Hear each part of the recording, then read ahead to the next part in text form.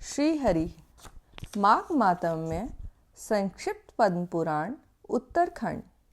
मृगशिंग मुनि के द्वारा माघ के पुण्य से एक हाथी का उद्धार तथा मरी हुई कन्याओं का जीवित होना।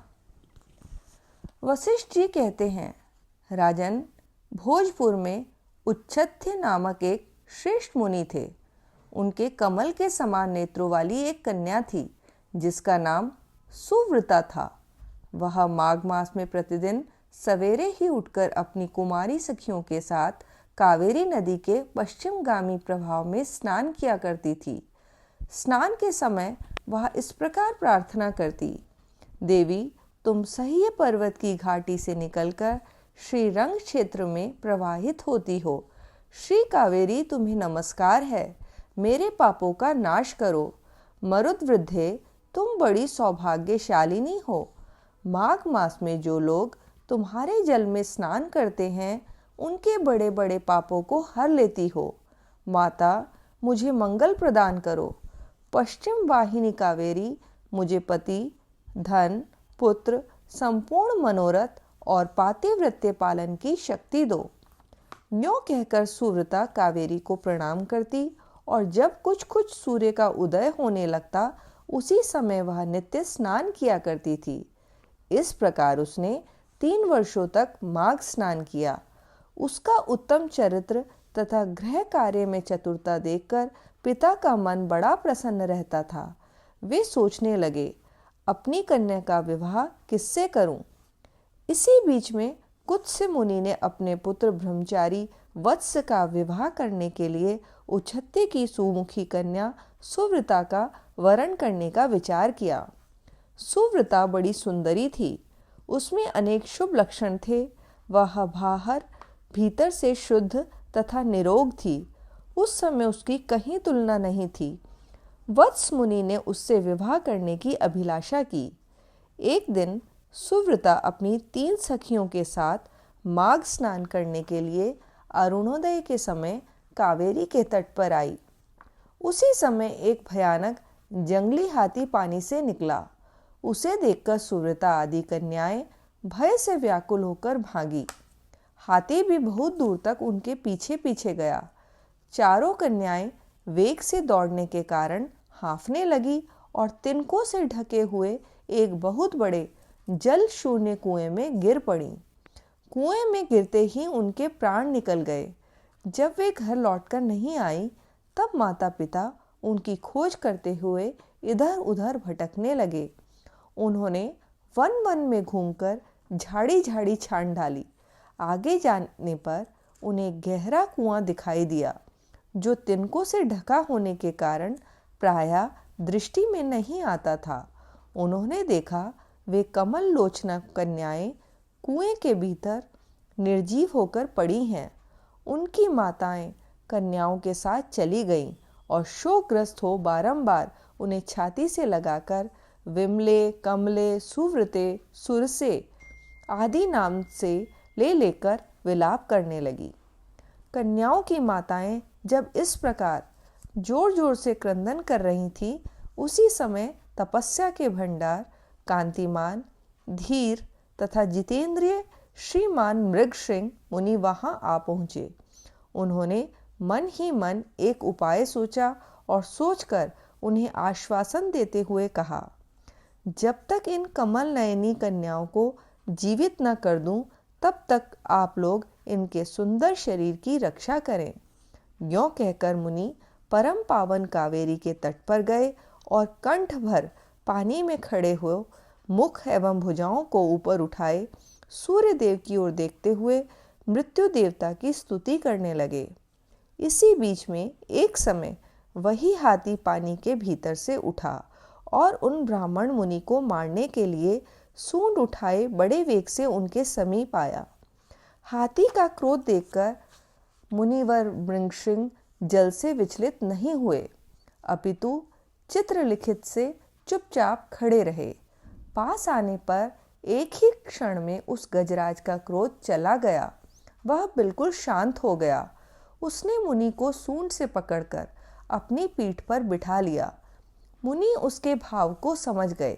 उसके कंधे पर सुखपूर्वक बैठने से उन्हें बड़ा संतोष हुआ और जब समाप्त करके हाथ में जल ले, मैंने 8 दिनों के माघ स्नान का पुण्य तुम्हें दे दिया।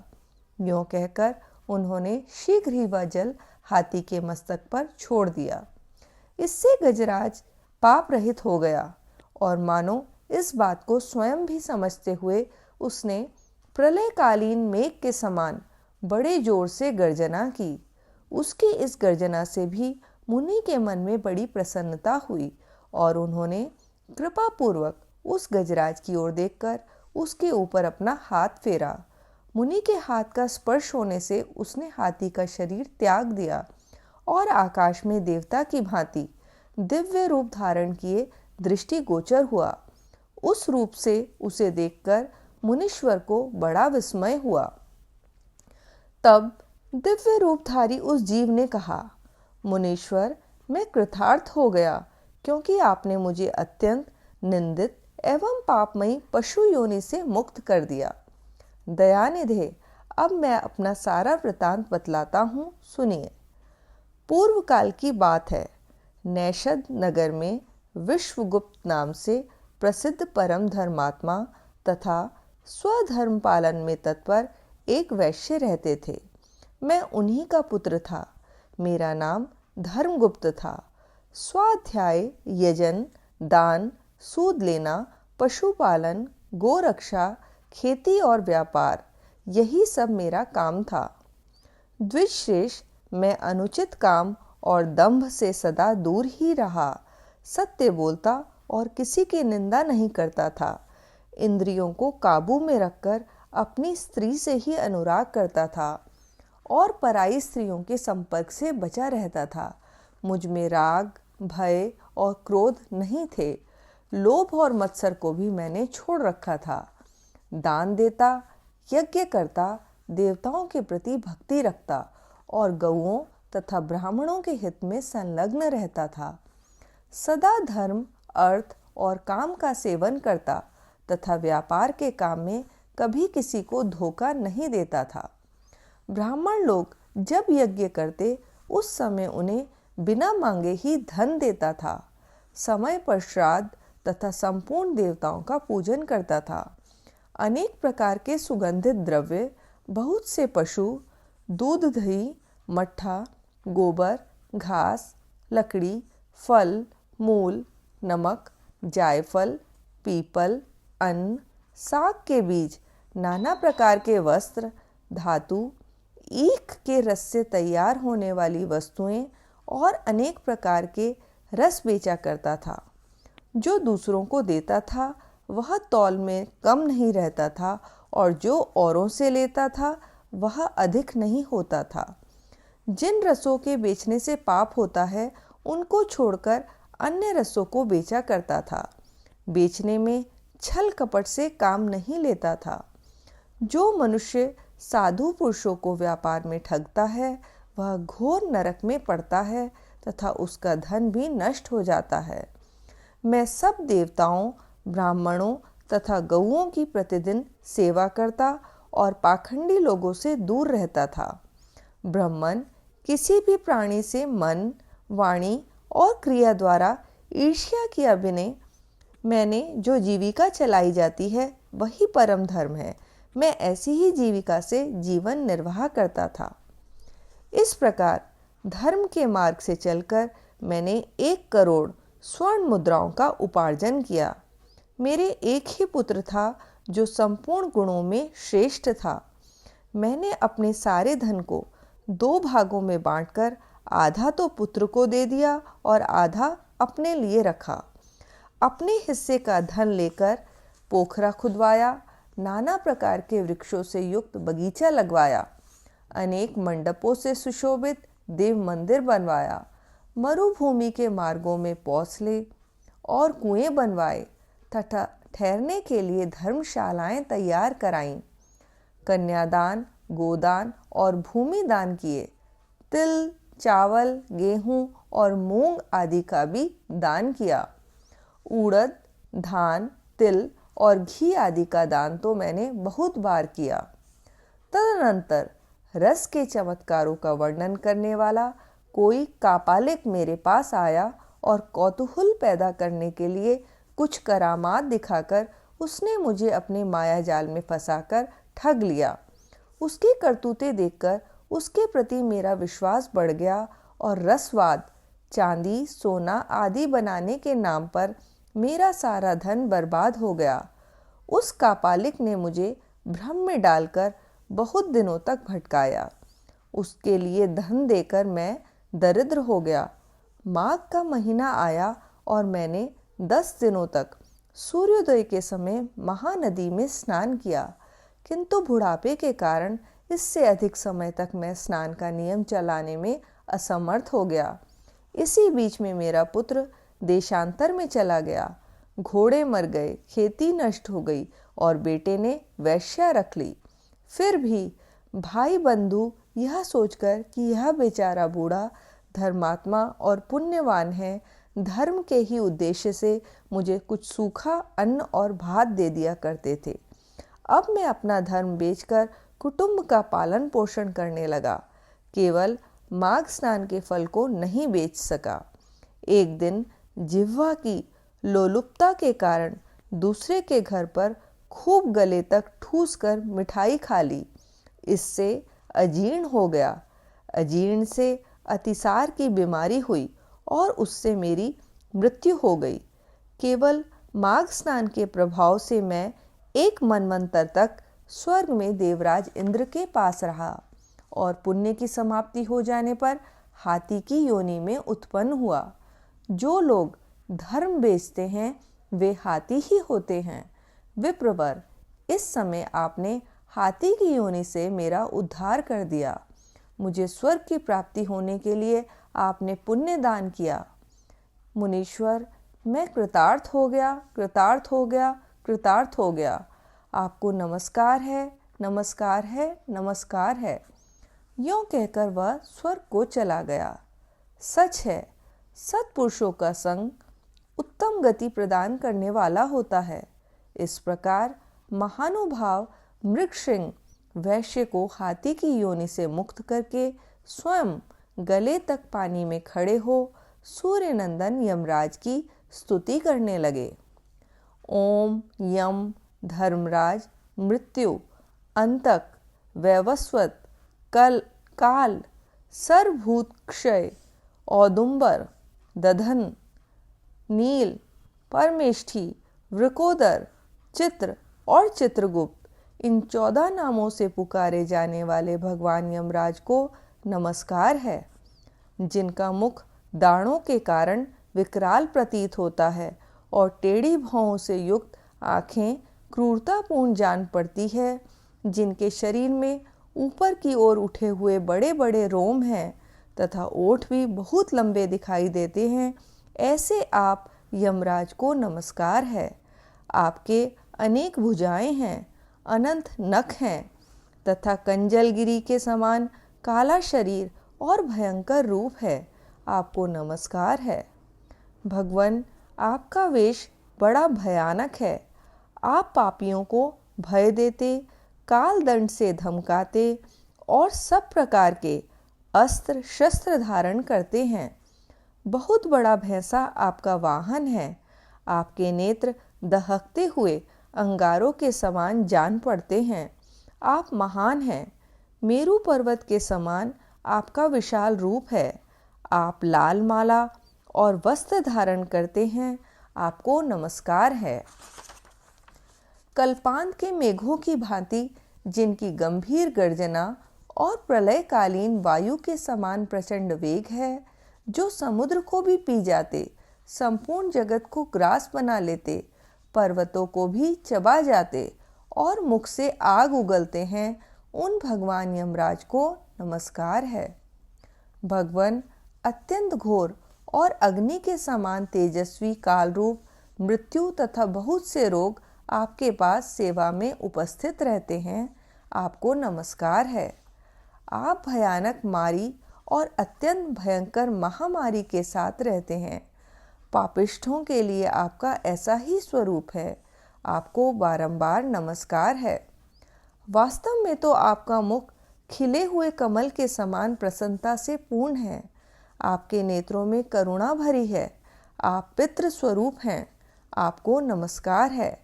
आपके केश अत्यंत कोमल हैं और नेत्र भौं की रेखा से सुशोभित हैं। मुख के ऊपर मूछें बड़ी सुंदर जान पड़ती हैं। पके हुए बिंब फल के समान लाल ओठ आपकी शोभा बढ़ाते हैं।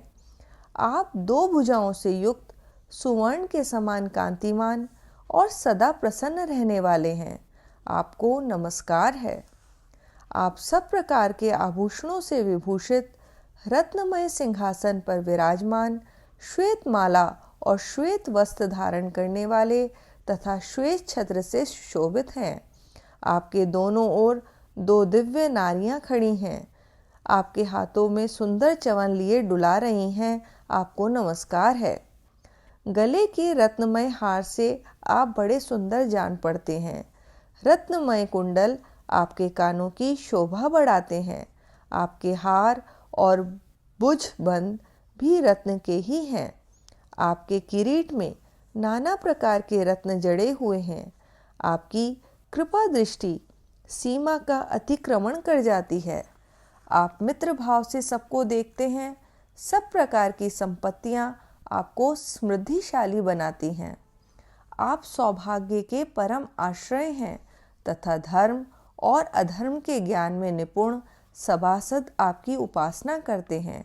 आपको नमस्कार है।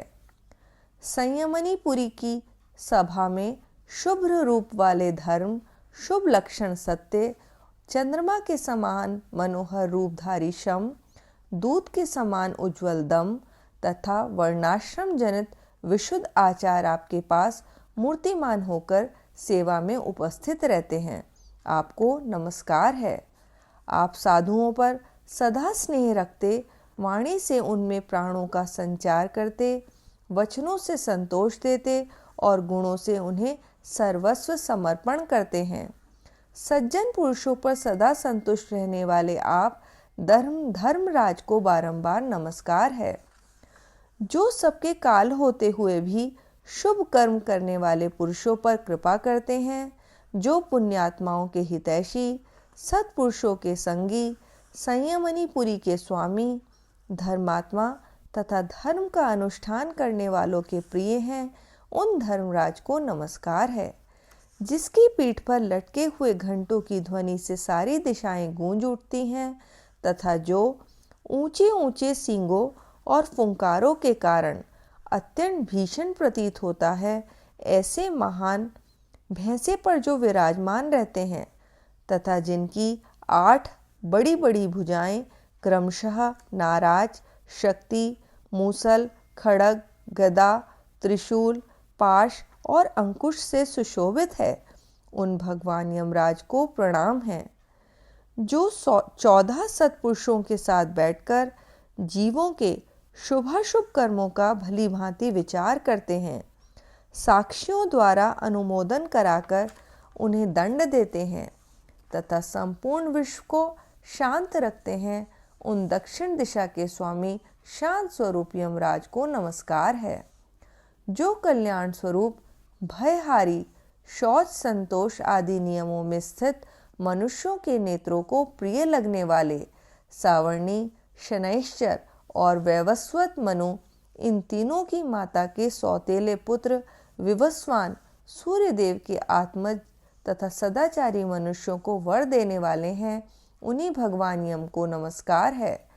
भगवान, जब आपके दूत पापी जीवों को दृढ़ता पूर्वक बांधकर आपके सामने उपस्थित करते हैं, तब आप उन्हें यह आदेश देते हैं कि इन पापियों को अनेक घोर नरकों में गिराकर छेद डालो, टुकड़े टुकड़े कर दो, जला दो, सुखा डालो, पीस दो।